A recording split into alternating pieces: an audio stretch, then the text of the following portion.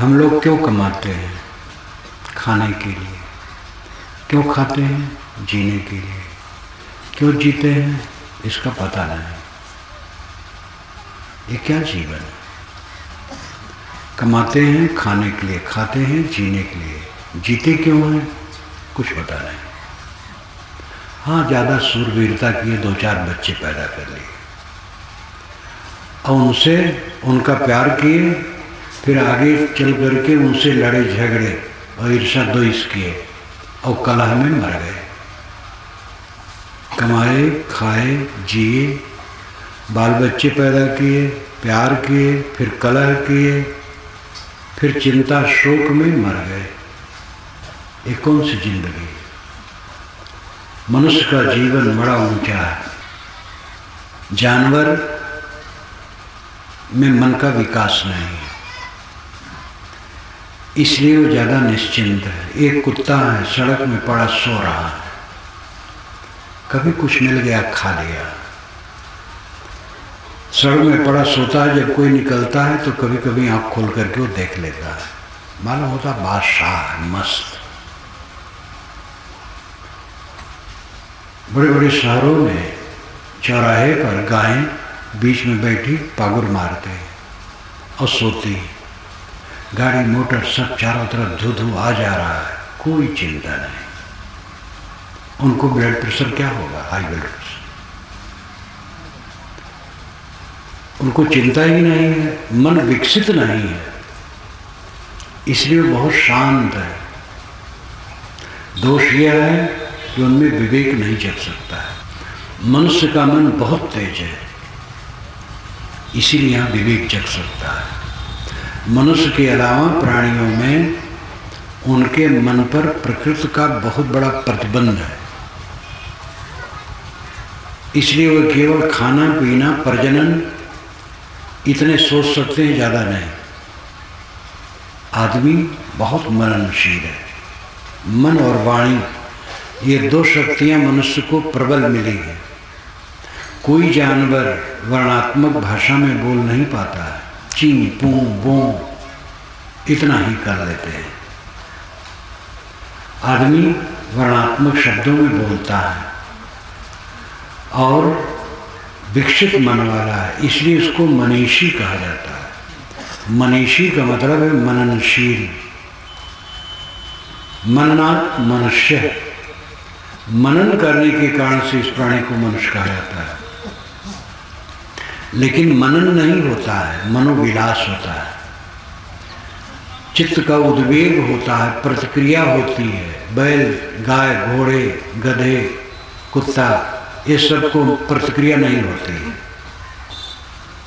आपस में भूख भाग ले गए कुत्ते, फिर चुपचाप। जानवरों में प्रतिक्रिया नहीं है, करीब करीब तनी मुनी तत्काल होती, फिर भूल जाते हैं।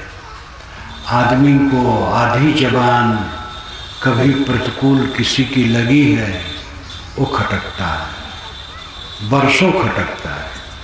कितने लोग तो जन्म भर के लिए बांध लेते हैं कि उन्होंने मुझे ऐसा कहा था, क्योंकि समझता ज़्यादा है। समझता है लेकिन मन को साफ नहीं रखता है, इसलिए और दुखी है। तेज मन, मनुष्य का तेज मन है, बहुत समझता है, लेकिन सकारात्मक नहीं सोचता, नकारात्मक सोचता है। विवेक से काम नहीं करता, अविवेक से करता है, इसलिए घोर दुखी। इस दुनिया में मनुष्य जैसा कोई जानवर दुखी नहीं। मनुष्य रोते रोते जन्मता है, शिकायत करते करते जीता है और पछताते पछताते मरता है। कोई जानवर रोते रोते नहीं जन्मता है और कोई जानवर शिकायत नहीं करता है। आपने चारा दे दिया बैल को, खा लिया। नहीं दिया, कोई आवे और कहे कि हमारे मालिक ने चारा नहीं दिया, कुछ नहीं करता, बैठा रहा, खड़ा रहे चुपचाप। कोई जानवर न तो रोते रोते जन्मता है, न शिकायत करते करते जीता है, और पछताते पछताते मरता भी नहीं है, सहजे मर जाता है। आदमी रोते रोते जन्मता है। और जन्मते ही मानव घोषणा करता है कि मैं जीवन भर के लिए रोने के लिए आया हूं, और जीवन भर रोता है। धन कम है इतने के लिए नहीं, धन ज़्यादा है उसमें रोता है। एक धनी हमसे कहते थे कि महाराज समझ में नहीं आता है कि क्या करूं कैसे करूं, सबसे भय है, इतना पैसा है। एक सेठ ने एक बार कहा था महाराज ये मकान मुझे काटता है, वो मकान आज करोड़ों में बनेगा, ये मकान मुझे काटता है। एक ने कहा था पैसा मुझे काटता है। एक नेता जब पद पर आए तो बहुत दुखी थे, कहे पद पर मैं नहीं था, केवल सेवा करता था तब दुखी नहीं था, अब बहुत दुखी हूँ। अच्छा मैं इलाहाबाद आना चाहता हूँ, कब आऊँ? मैंने कहा कहोगे बस, आओगे नहीं। फुर्सत कहाँ, उलझे हो इसलिए दुख लगता है। हमारे साथ पास आते थोड़ी शांति मिलती है तो हंसने लगे। जीवन भर रोता है, पत्नी ऐसा कह देती है, बच्चा कहे में नहीं है, भाई बेईमान है, पिता बड़ी निठुर हैं, सबकी शिकायत सबकी शिकायत सबकी शिकायत। ये हमारी बहुत बड़ी खामी, ये रोना है। सकारात्मक पक्ष हमारा होना चाहिए। जिनकी आप शिकायत करते हैं उनमें अच्छाइयाँ हैं, और वे सब आपके घर का काम करते हैं, उनको क्यों नहीं समझते हो? अगर वो सब काम न करें तो आपके घर का काम नहीं होगा।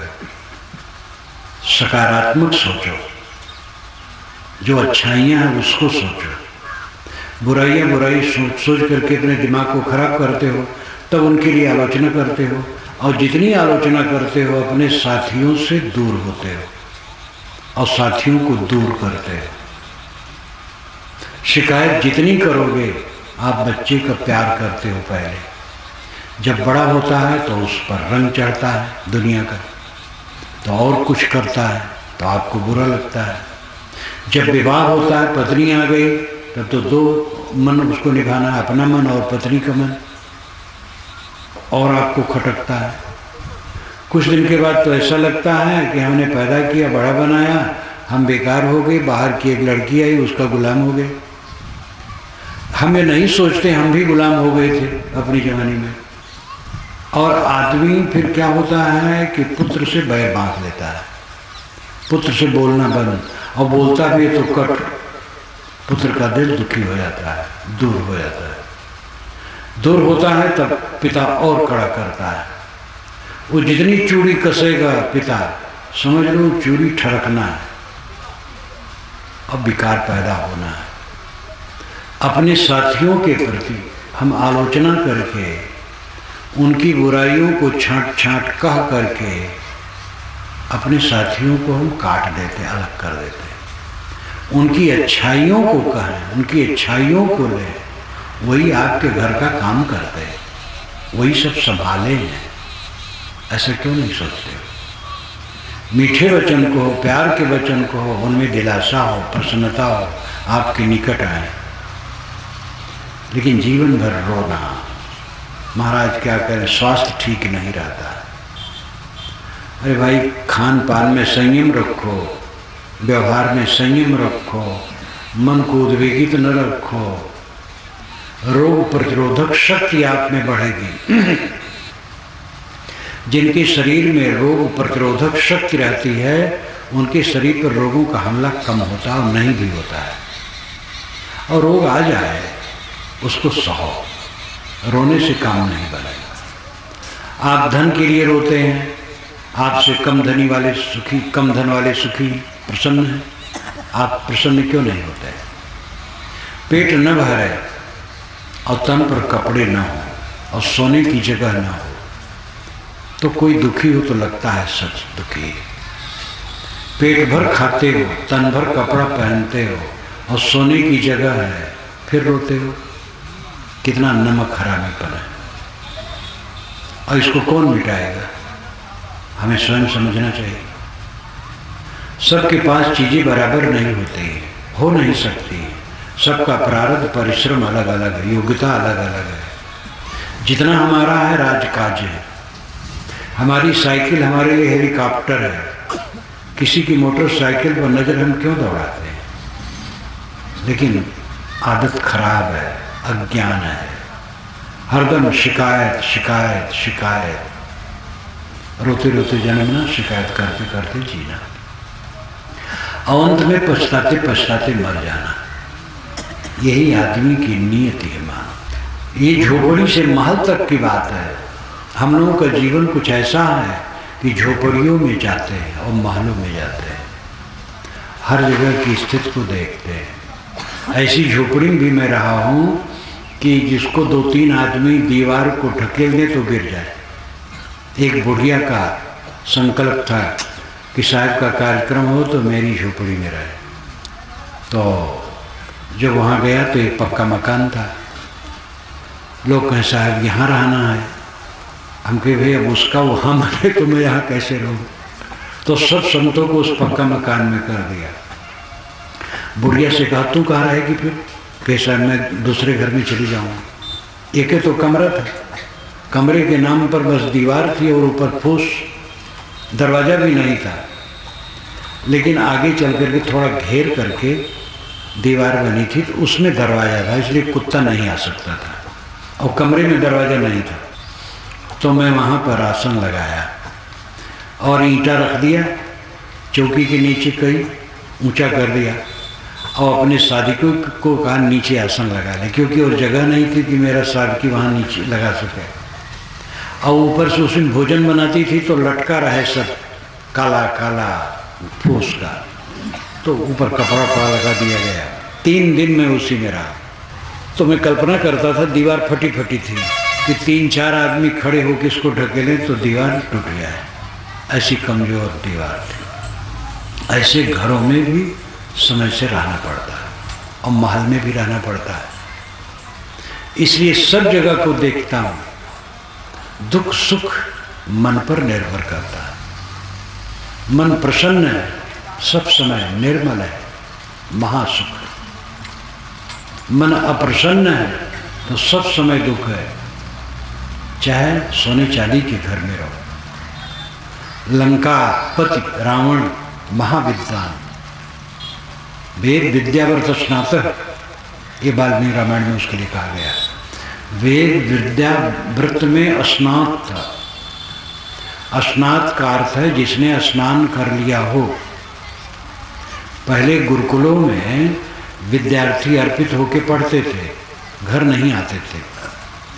25 वर्ष की उम्र तक पढ़ के जब घर भेजे जाते थे तब उनको एक कर्म कांडात्मक स्नान कराया जाता था और स्नान करा करके उनको वस्त्र साफ पहना करके एक संस्कार डाला जाता था और फिर घर भेज दिया जाता था। तब उनको कहा जाता था स्नात, स्नान कर लिया है उन्होंने गुरुकुल में। आगे चल करके स्नात आज भी कहा जाता है, लेकिन ये अर्थ अब नहीं माना जाता स्नान कराना। शब्द यात्रा करते हैं और शब्द यात्रा करके उसका अर्थ कुछ और हो जाता है। तो स्नात, वेद विद्याव्रत स्नातक रावण था, प्रकांड पंडित और धनी इतना कि उसकी नगरी सोने की नगरी कही जाती थी। इसका मतलब नहीं सोने के मकान थे, तो अतिशयोक्ति है, धनी नगर था। जैसे ब्राह्मण कई जगह कई ब्राह्मण घर हैं तो ब्राह्मण पुरवा कहलाने लगता है, कई यादव घर हैं तो यादवपुरवा। कबीर आश्रम ही जहाँ है उसके उत्तर गंगा के तट पर यादवपुर है। अधिक धनी है तो सोने की नगरी, सोने की चिड़िया भारत विदेशियों ने कहा था यहाँ के धन दौलत को देखकर। रावण इतना संपन्न था, विद्वान भी धनी भी, और उस जमाने के समस्त वैज्ञानिक साधनों से संपन्न। वो सुखी होता तो पराई स्त्री की सुंदरता सुन करके इतना आकर्षित होता कि उसे धोखा दे करके उड़ा नहीं लाता। सुपर्णखा ने जा करके कहा है रावण से कि जनस्थान में एक स्त्री है सुंदरी, वैसी सुंदरी स्त्री मिलना मुश्किल है। नाक कान काट लिए थे तो रोई थी, ऐसा नहीं है। मैंने रामायण रहस्य में लिखा है कि राम जैसे शीलवान पुरुष, कोई अगला कहे कि हम शादी करना चाहते हैं तो उसका नाक कान कटवा लेंगे, ना शादी कर। उन्होंने नाक कान नहीं कटवाया, तो पीछे लिखा गया है प्रक्षेप है, क्योंकि रावण से सुपरेखा यही कहती है कि सीता बड़ी सुंदरी है, और उसी में वो लोभित होकर के फिर तपसी का वेश बना करके आया, समुद्र लांघा, फिर वन में आया, इतना धोखा दिया, मारीच को कहा कि तुम सोने के मृग बनो। सोने के मृग कहीं होता है? कहीं नहीं होता है। असंभवे हेममय जंतुष तथापि रामो लुलभे मृगाय प्रायः समासन्न पराभवाणाम धियो विपर्यस्तत्रा भवन्। युधिष्ठिर जब एक बार जुआ में सब कुछ हार गए, अपने को, द्रौपदी को, सब कुछ, राजकाज सहित, तो द्रौपदी रोने लगी। धृतराष्ट्र ने सब लौटा दिया। जब वो चल दिए अपने इंद्रप्रस्थ के लिए, इंद्रप्रस्थ राजधानी युधिष्ठिर की थी और हस्तिनापुर दुर्योधन की थी। हस्तिनापुर गंगा की तरफ और इंद्रप्रस्थ जमुना की तरफ। जब वो चल दिए, दुशासन ने जा करके कहा, दुशासन है या कर्ण है याद नहीं, कि अरे बुढ़वा सब खराब कर दिया। धृतराष्ट्र ने सब लौटा दिया, तो उसमें लिखा है बुढ़वा सब खराब कर दिया। बुढ़वा मैं अपनी भाषा में कहता हूँ, उसमें संस्कृत में अस्थिविर, अस्थिविर यानी बूढ़ा। दुर्योधन ने कहा पिताजी हमने सब जीता था, आपने सब खराब कर दिया, फिर उनको बुलाया जाए जो अकेले। अब धृतराष्ट्र को चाहिए रुक जाना, लेकिन नहीं माने, भेज दिए। युधिष्ठिर को चाहिए कह देते कि मैं जुआ अब नहीं खेलूंगा, लेकिन उनकी बुद्धि भ्रष्ट हो गई, लौट पड़े। जुआ नाम सुनते ही युधिष्ठिर रुक नहीं सकते थे, ने पक्के जुआड़ी थे। वहीं पर महाभारतकार ने लिखा है, असंभवे हेममेश जंतोष तथापि रामो लुलभे मृगाय प्रायः समासन्न पराभवाणाम धियो विपर्यस्तत्रा भवन्। असंभवे हेममेश जंतोष, हेममय जंतु, स्वर्णमय जंतु, सोने का जानवर असंभव है, तथापि तो भी लुलभे मृगाय, मृगा, चमकता हुआ मृगा देख करके राम जैसे पुरुष लोभ गए। प्रायः समासन्न पराभवाणाम, जब पराभव समासन्न होता है, पतन नजदीक आता है, धियो विपर्यस्तत्रा भवन्, बुद्धि भ्रष्ट हो जाती है। वेदव्यास जी ने राम को क्षमा नहीं किया। युधिष्ठिर के बुद्धि के पतन में उदाहरण दे करके राम को उन्होंने घसीटा। सोने के मृग में राम मोहे, पता नहीं, मैंने रामायण रहस्य में लिखा है कई घंटे की सामग्री उसमें है। और राम गए हैं मारीच को मारने। जब मारीच मारा गया है तो उसने कहा हा लक्ष्मण हा सीते, तो आश्रम में राम और लक्ष्मण और सीते सुन लिए हैं, तो इसका मतलब है कि एक आध फरलांग में होगा। और उसमें कई घंटे की सामग्री वाल्मीकि रामायण में है, इसलिए लगता है कि ये पीछे गढ़ा गया है, सीता हरण का कुछ और रूप होगा। लेकिन बात तो यह है कि जो कथा में है, सोने के मृग में राम मोहे, और क्या हुआ? दुख। सीता राम दोनों मोहे, भयंकर दुख। सीता बन बन, सीता रावण के घर में रोती रही और राम बन बन रोते रहे। दोनों पर घोर विपत्ति। उसी के पीछे इतना महाकांड, युद्ध, और अयोध्या से भी निष्कासन सीता का, और राम का क्लेश, सीता का धरती में प्रवेश और राम का सरजू में प्रवेश। एक सोने के मृग के पीछे जो क्लेश हुआ कितना भयंकर है। जो राम अवध को, अवध की राजधानी तृण के समान छोड़ के चल दिए, इतना उदात्त सिद्धांत स्थापित हुआ। वही राम जब सोने के मृग में भूले तो भयंकर पतन की तरफ चलेंगे। इस धरती आकाश के बीच में क्षमा नाम की चीज किसी के लिए नहीं है। कोई गलत करेगा उसको दंड मिलेगा, चाहे उसका नाम भगवान हो, चाहे महात्मा हो, चाहे जो हो। इसलिए बहुत सावधान होकर के कर्म करना चाहिए। जीवन किस लिए है? कमाना, खाना, बाल बच्चे पैदा करना, लड़ना झगड़ना, मर जाना, इसके लिए जीवन नहीं। कमाना तो मजबूरी है क्योंकि खाना है। जीते हैं सुख से जिए, सुख से जीने के लिए जीवन है। मन में ग्रंथ न हो, द्वेष न हो, ईर्षा न हो, क्रोध न हो, मनोविकार न हो, उद्वेग न हो, रिएक्शन न हो, किसी के लिए पाप वृत्ति न हो। सुख से सोएं, सुख से जागें, सुख से जिए, सुख से मरें, ये जीवन का फल है। सुख से नहीं जीते। लोग समझते हैं बड़ा भवन हो, कई गाड़ियां हो, बहुत अनुगामी हो, बड़ा ऊंचा पद हो, बहुत विद्वान हो, वो सुख से जीता है। ये भ्रम है। ऐसा आदमी भी सुखी हो सकता है और झोपड़ी वाला भी सुखी हो सकता है, जिसके पास विवेक है। धन होना बुरा नहीं, गाड़ी होना बुरा नहीं, पद होना बुरा नहीं, प्रतिष्ठा होना बुरा नहीं, और धन का कम होना बुरा नहीं। हाँ, पेट भरना चाहिए, तन ढकना चाहिए, छाया रहने के लिए होनी चाहिए। असली बात है मन का निर्मल होना। जो खास बात है उस पर नजर बहुत कम लोगों की है। हम बस होड़ में हैं, दूसरा धनी है, हमें कब ऐसा हो जाए।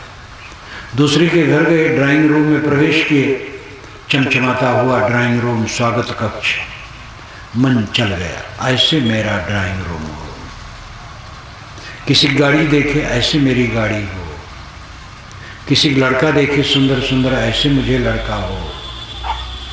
ये सब चित्त को चालता है। और सब माटी गोबर है, पूरा का पूरा माटी गोबर है। सबसे बड़ा मूल्यवान शरीर है। शरीर के आधार में सब कुछ है। और शरीर क्या है? एक टोकरी कचरा। विश्लेषण कीजिए, कोई गुड़ चीज नहीं है। हड्डी की झोपड़ी अंदर में है और उसमें मांस, रक्त, नस, टट्टी, पेशाब, ये सब है। और उसमें मन है जो राग, द्वेष, कलह, कल्पना में डूबा है। मानसिक उद्वेग है और अपावन वस्तुओं का एक बंडल है शरीर। कौन सा आकर्षक पदार्थ है? एक तरफ आत्मा है और एक तरफ धूल है। सोचिए, ध्यान दीजिए, ये सब जितने पिंड दिखते हैं सब धूल इकट्ठे होकर के पिंड बन गए। मनुष्यों के शरीर, मकानात, पेड़ पौधे जो भी नजर आते हैं, ये धूल जम जम करके पिंड हो गए। बस उनके निर्माण की प्रक्रिया जैसे हो। प्राणियों के शरीर के निर्माण की प्रक्रिया नर नारी के संपर्क में हो जाता है, अजोनिज में वैसे हो जाता है। बाकी कितनी प्राकृतिक चीज़ें जो स्वयं पैदा हो जाती है वो भी नष्ट जाती है। कितना मनुष्य बनाता है, मशीनें, मकानात, बहुत सी चीज़ें, लेकिन जो कुछ निर्मित है, दृश्य दिखाई देता है, सब धूल है केवल। जितने हम लोग बैठे हैं, शरीर है, ये कुछ दिन में धूल हो जाएगा। ये मकान जो खड़े हैं कुछ दिन में धूल हो जाएगा। ये पेड़ पौधे सब धूल हो जाएंगे और फिर इसी में बनेंगे। एक तरफ धूल है, एक तरफ आत्मा। आप आत्मा, चेतन है, शुद्ध रूप है, ब्रह्म है, परमात्मा है। ब्रह्म परमात्मा भारी शब्दों से जो आप कह रहे हैं वो कौन है? कहीं बाहर मिलने वाला नहीं, ये आत्मा ही परमात्मा है। भगवान शब्द का प्रचलन महापुरुषों के लिए हुआ पुरा काल में। जो पवित्र आत्मा थे उनको भगवान कहा गया, लेकिन भगवान में फिर ऐसा रोग बढ़ा कि उसको आगे चल करके सृष्टिकर्ता मान लिया गया। पूरी वाल्मीकि रामायण में श्री राम के लिए भगवान शब्द नहीं है, क्योंकि वाल्मीकि रामायण का रचयिता राम को एक राजपुरुष मानता है, इसलिए भगवान शब्द उनके लिए नहीं है। ऋषियों के लिए भगवान शब्द है। जब वह अयोध्या छोड़ करके बन जाते हैं, प्रयाग में रात रहते हैं, एक रात प्रयाग में भरद्वाज आश्रम में रहते हैं। तो जब गए हैं, मिले हैं, तो भरद्वाज के लिए राम ने 5 बार भगवान कहा है, और भरद्वाज ने राम को बेटा कहा है, वत्स। संस्कृत में वत्स, हिंदी में बेटा, वत्स कहा, बेटा। ऋषियों मुनियों को राम ने आश्रम में जा जा करके मिले हैं, सब जगह उन्होंने भगवान कहा है, राम ने उन ऋषियों को, और ऋषियों ने उनको बेटा कहा है। सुतीक्षण को गोस्वामी जी ने नचा दिया है राम के सामने, लेकिन वाल्मीकि रामायण में सुतीक्षण ध्यान में बैठे और राम जाके कहते हैं, भगवान मैं आपके दर्शन के लिए आया हूँ, मैं दशरथ पुत्र राम हूँ। तो सुतीक्षण उनको घसीट करके हृदय से लगा लिए, कहे बेटा तुम बड़ा अच्छा किया है, तुम्हारा नाम सुना था कि तुम दंडकारण्य में रह रहे हो। फिर उनका स्वागत किया। दूसरे दिन जब चलना हुआ तब कहे भगवान मुझे जल्दी आज्ञा दें, धूप होने के पहले मैं सर्वभंग ऋषि के दर्शन, अगस्त के ऋषि के दर्शन करना चाहता हूँ। तो उन्होंने कहा मेरे मुंह की बात तुमने छीन ली, मैं तो यही चाहता था, जाओ ध्यान रखना। तो इस प्रकार सुतीक्षण बहुत ऊंचे हैं वाल्मीकि रामायण में, राम बच्चे हैं। गोस्वामी जी के मानस में सुतीक्षण तो राम के सामने नाचते हैं। तो ये सब लेखक लोग बढ़ाते बढ़ाते बढ़ा डालते हैं। भक्ति भावना बढ़ते बढ़ते पागलपन आ जाता है। भक्ति की एक सीमा होनी चाहिए। कबीर साहब इस सब अवतार उतार का खंडन किया, तो कबीर पंथियों ने कबीर को ही अवतार लिख डाला और कबीर को भगवान बना डाला। अब पश्चिमी भारत में कबीर को भगवान बना दिया गया है और दाढ़ी मूछ हटा दी गई है, क्योंकि भगवान बनाने के लिए सुंदर रखना पड़ता है। बुद्ध को, महावीर को, राम को, कृष्ण को सुंदर बनाने के लिए उनकी दाढ़ी मूछ हटा दी गई है। ऐसे कबीर का भी हटा दिया गया है पश्चिमी भारत में। तो इस प्रकार ज्ञान गड़बड़ कर देते हैं धार्मिक लोग। इसीलिए मार्क्सवादी कहते हैं, जो आज भी समाजवादी चिंतक हैं, वो कहते हैं धर्म का नाश होना चाहिए। ये धर्म रहेगा तब तक कट्टरपंथ जा नहीं सकता है। एक मुस्लिम लेखक ने लिखा है कि मस्जिदें सज रही हैं, विज्ञान का एक भी प्रयोगशाला नहीं बन रहा है, और ये कट्टरपंथी मुल्ला ये 100-150 रुपये पा जाते हैं और मुफ्त खाना पा जाते हैं, और वह कुरान पढ़ा सकते हैं और तो कुछ नहीं। और ये धर्म समाप्त हो जाए तो कल्याण है, नहीं तो कट्टरपंथ फैलेगा। लेकिन धर्म और संप्रदाय में अंतर है। धर्म समाप्त होगा तो मनुष्य समाप्त हो जाएगा, तब मनुष्य क्या रहेगा, पशु हो जाएगा। धर्म और संप्रदाय का भेद होना चाहिए। हिंदू धर्म नहीं है, इस्लाम धर्म नहीं है, जैन बौद्ध धर्म नहीं है, ये संप्रदाय है सब। हिंदू संप्रदाय नहीं है, हिंदू एक समाज है।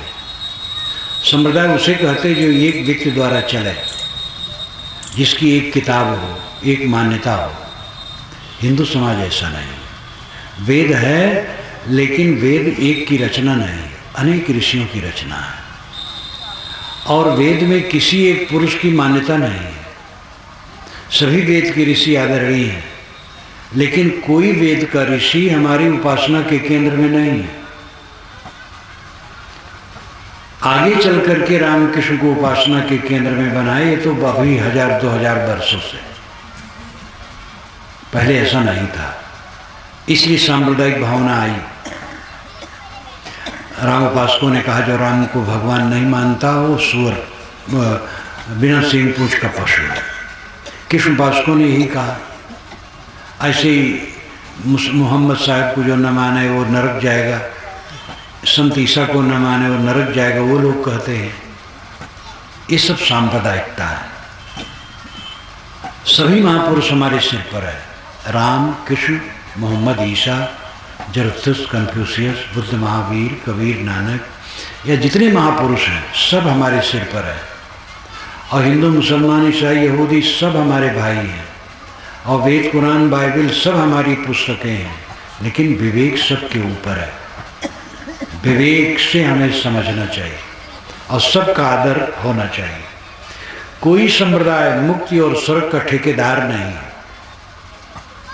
संप्रदाय बनते हैं, बदलते हैं और लुप्त होते हैं। धर्म सनातन है। धर्म क्या है?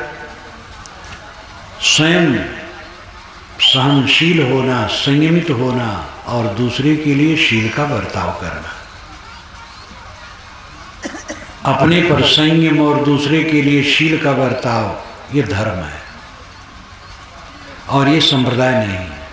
हम एक भूमंडल में चले जाएं, इस भूमंडल को छोड़ करके, जहां पर विकसित मनुष्य हों, धर्म वहां भी होगा। और संप्रदाय जो वहां होगा, इस भूमंडल का एक भी नहीं होगा। वहां न लोग मोहम्मद जानते होंगे, न राम, न कृष्ण, न बुद्ध, न महावीर, न वेद, न कुरान, कुछ नहीं। वहां का कुछ अपना संप्रदाय होगा। लेकिन धर्म, असली धर्म वहां भी होगा। इसी की जरूरत है। हम संयमी हों अपने लिए और दूसरे के लिए शील का बर्ताव करें। जो जितना संयमी होगा उतना शीलवान होगा।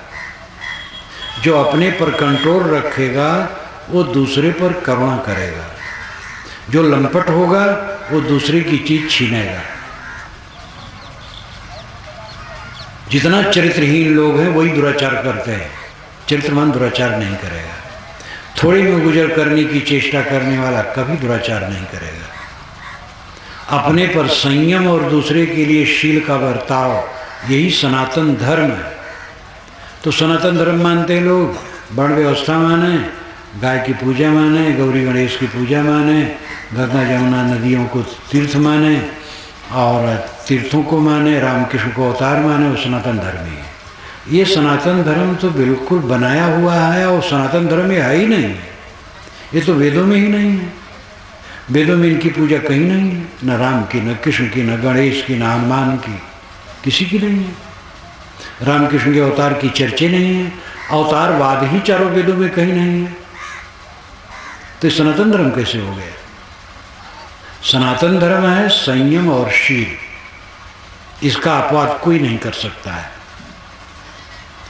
मुसलमान राम राम नहीं कह सकता, ओम नहीं कह सकता है। हिंदू अल्लाह अल्लाह नहीं कह सकता है। लेकिन दोनों संयम और शील को मानेंगे। संयम और शील धर्म है और ये सनातन है। इस धर्म का नाश होगा तो मनुष्य क्या रहेगा? जो स्वयं में संयम न रखे और दूसरे के लिए शील, करुणा का बर्ताव न कर सके, वो क्या मनुष्य होगा? इसलिए संप्रदाय को धर्म कहने से धर्म बदनाम हो गया है। और ये रस्म भी बहुत पुराना है, बहुत पुराना है। वेद में भी आता है। धर्म शब्द संप्रदाय के लिए वेद में भी आता है।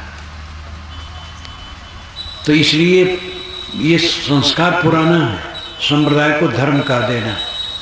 किंतु संप्रदाय और धर्म अलग अलग है। संप्रदाय देश काल सापेक्ष हैं। किसी देश में, किसी काल में वे निर्मित होते हैं, फिर परिवर्तित होते हैं और लुप्त भी होते हैं।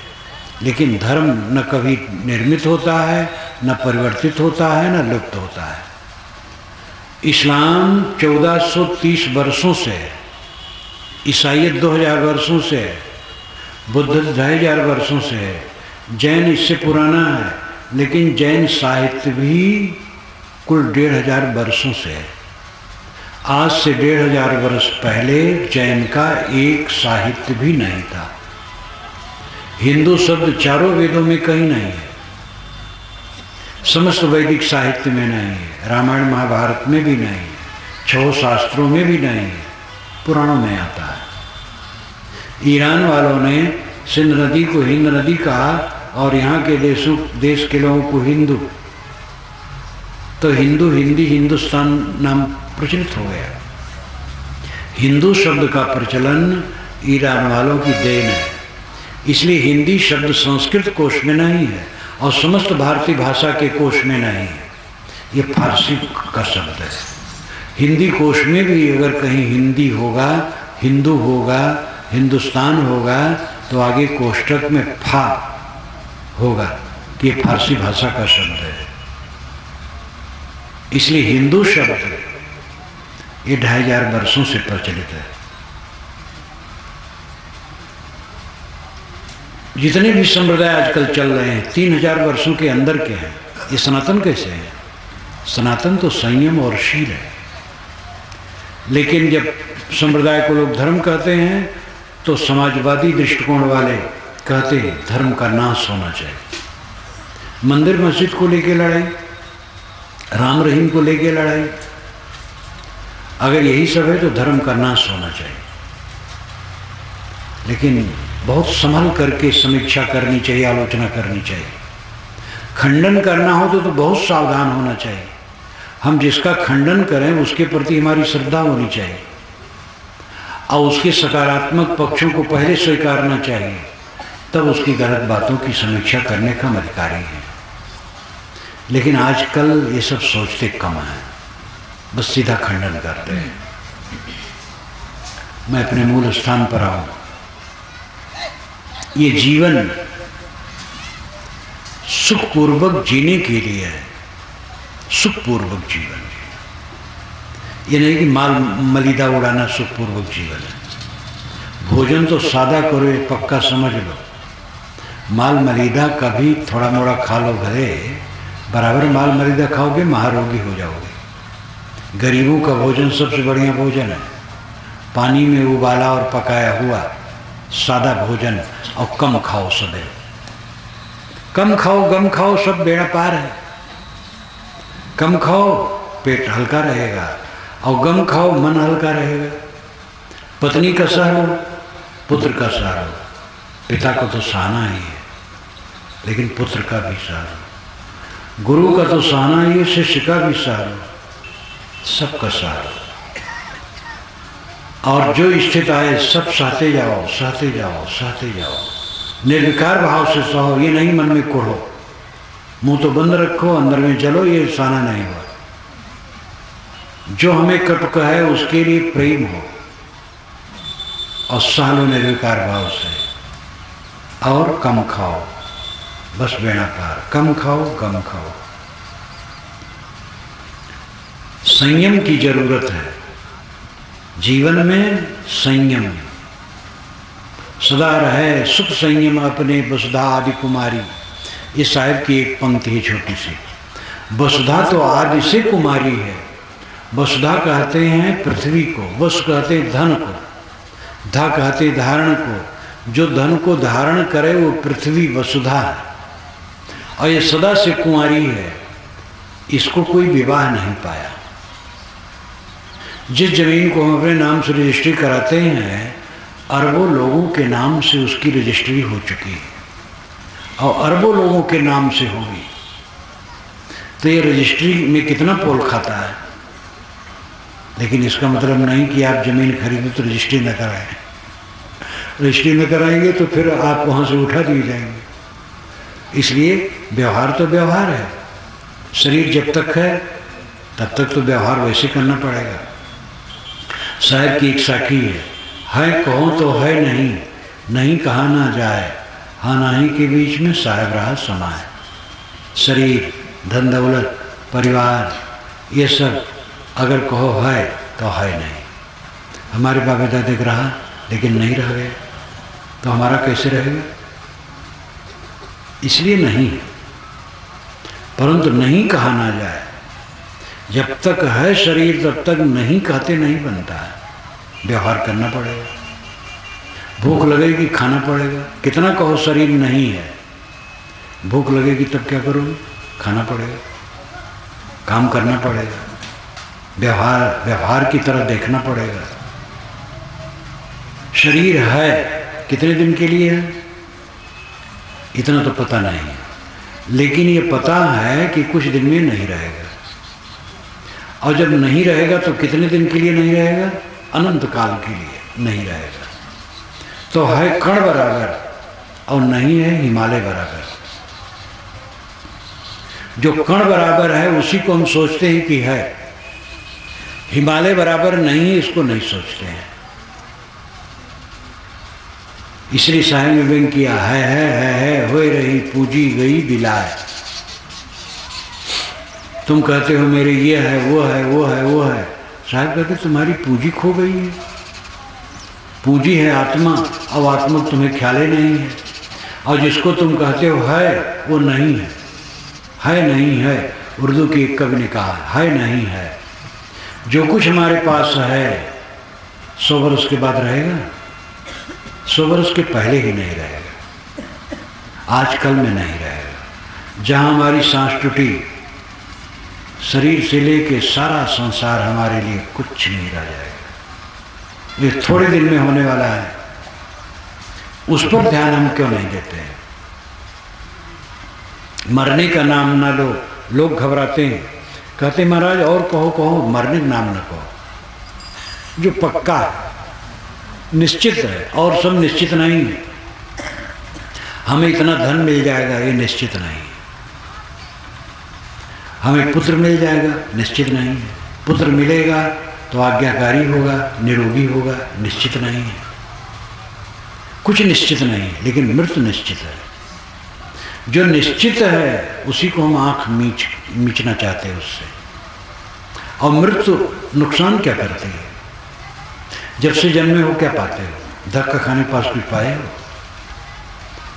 जब से जन्मे हो आज तक रोते हो और क्या पाए हो? हरदम शिकायत शिकायत शिकायत, परेशान परेशान।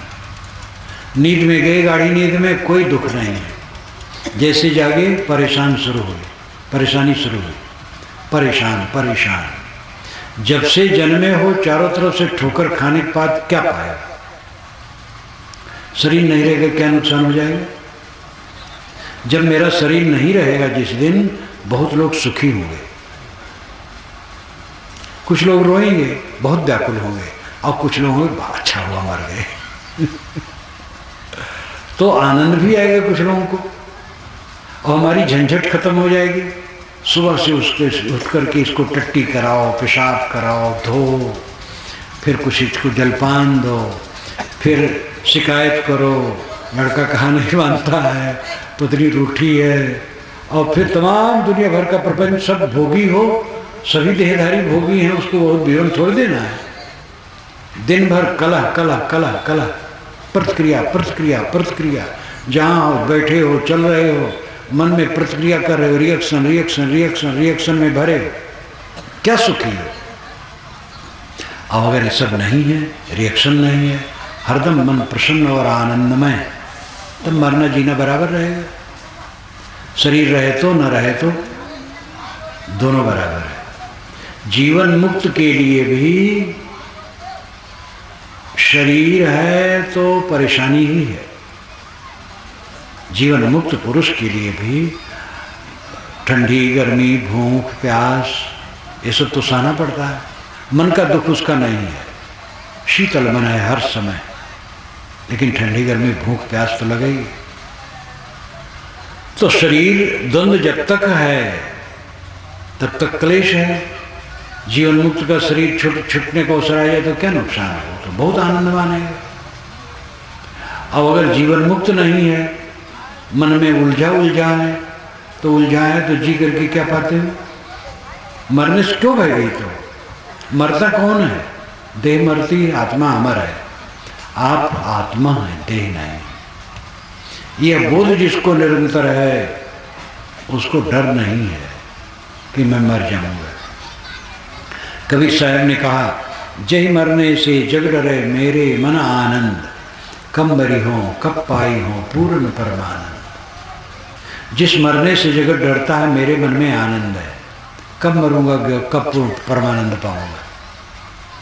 जीवन मुक्त पुरुष मन के क्लेश से रहित है, सदैव आनंदित है, लेकिन देह जब तक है उसका उपद्रव तो झेलना ही पड़ता है। ये भी खत्म हो जाए, मामला खत्म। अपना आत्मा तो शुद्ध बुद्ध निर्मल है, और इसका आभास गाढ़ी नींद में होता है।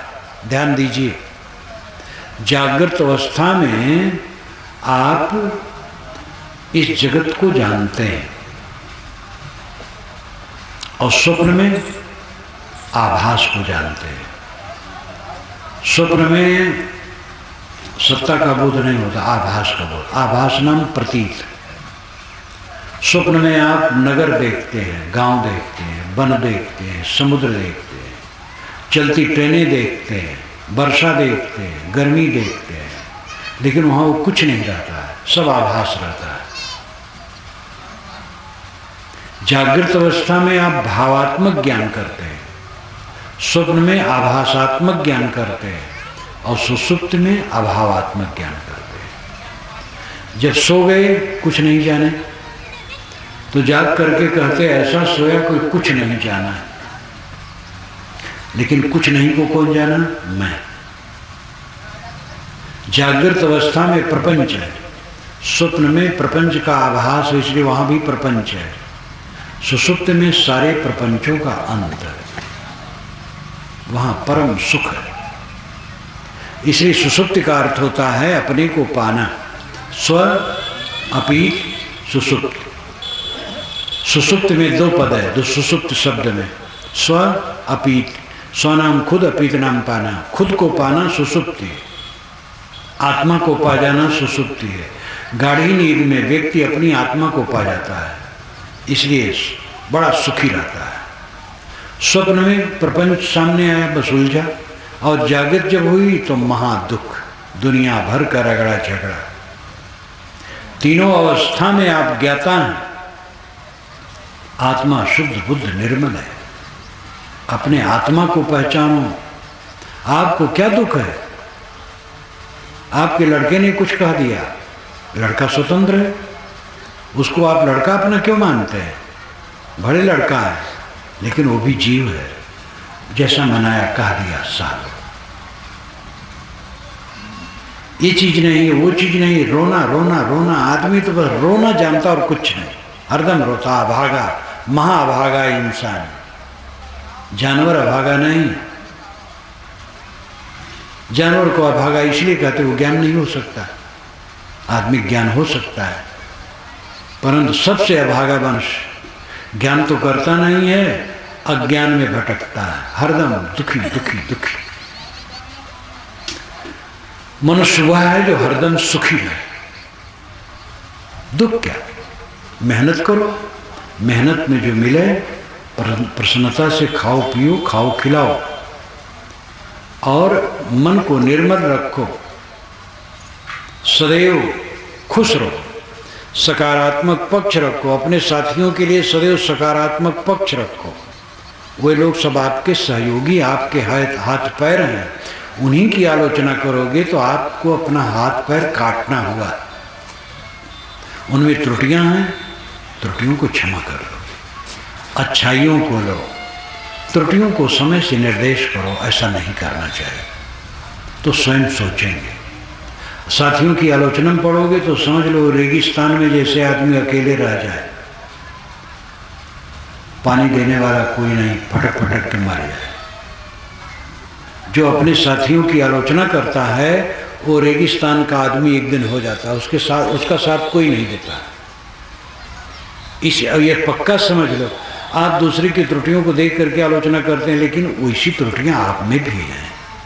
अपनी त्रुटियां दिखती नहीं, दूसरी त्रुटियां दिखती हैं।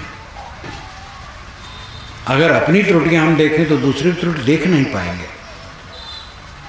अपने को देखे फिर दूसरे के लिए आवाज हमारी मीठी हो जाएगी। साथियों में सकारात्मक दृष्टिकोण रखो और मेहनत करो। मेहनत में जो प्राप्त हो उतने में संतुष्ट रहने की आदत बनाओ, और सत्संग ज्ञान विवेक से अपने आत्मा को पहचानो। ये सब नकली है, देह नकली है, और देह के संबंध में जो कुछ मिला है सब नकली है। ये थोड़े दिन में बह करके इधर उधर हो जाएगा। शरीर रहते रहते क्या हो जाता है। अभी 6-7 वर्ष के पहले अटल जी प्रधानमंत्री थे, कमांडो उनके साथ लगा रहता था, देश विदेश में उनकी अनुगूंज थी। आज वे कमरे में पड़े असहाय अकेले हैं, उनसे मिलने वाले भी कम हैं। ये समझ लो 3 घटना अंत में होना है, अकेलापन, असमर्थता और अकिंचनता। लाओ त्से ने कहा है, एक मेरी पुस्तक है लाओ त्से क्या कहते हैं। ये चीन के संत थे 2500 वर्ष पूर्व, महान संत। ये सम्राट के महालेखाधिकार के बड़े अफसर थे और उन्होंने छोड़ दिया और संन्यास ले लिया। और इतना महान संत हुआ क्या पूछना। जब हमारे यहाँ बुद्ध महावीर थे तब लाओ त्से उस समय वहाँ थे। और वो ये ऐसा महापुरुष कि वो राज को भी छोड़ करके चल दिया। जब सीमा पर गया तो सीमा प्रहरी ने पकड़ लिया, रोक लिया कि महाराज टैक्स दीजिए तब चाहिए। तो कहीं मेरे पास कुछ है ही नहीं, टैक्स क्या दो। कहे जो आपके पास है वो दीजिए। तो समझ गए, 3 दिन रुके और लिख दिए।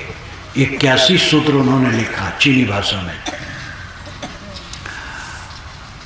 और तो पढ़ा रहा, लेकिन ये विदेशियों ने जब अंग्रेजी में अनुवाद किया आज से 100-200 वर्ष पूर्व, तब ये बढ़ा। और उसी से मैंने उस पर भाष्य किया है, मेरी पुस्तकों में होगा, लाओ त्से क्या कहते हैं। अद्भुत ग्रंथ, मालूम होता अपने जमाने के कबीर थे। तो उन्होंने एक सूत्र में ये कहा है कि अकिंचनता, असमर्थता और अकेलापन, ये तीनों घटना होनी है। अंबानी ने मोबाइल का कितना प्रचार किया, लेकिन एक मोबाइल लेके जा न सके। एक दिन आया, कमरे में अकिंचन पड़े रहे, धन दौलत सब बाहर रहा, लेकिन उनके पास तो क्या रहा, दवाई पानी बस। और अकेला और असमर्थ, सबके लिए ही दशा है।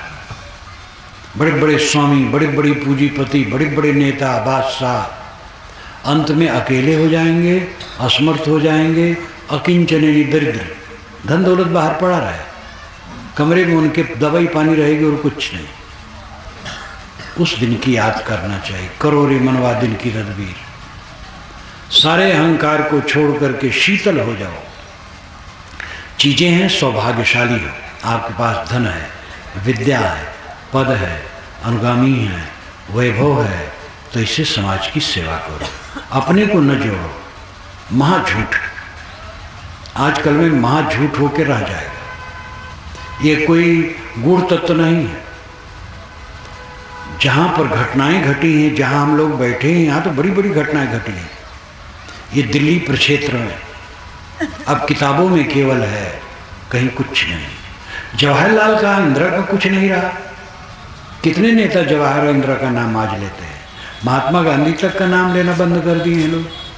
यद्यपि महात्मा गांधी के ऐसे पुरुष हैं कि जब तक इतिहास दुनिया का रहेगा तब तक उनका नाम अमर रहेगा, लेकिन फिर भी आदमी भूल जाता है।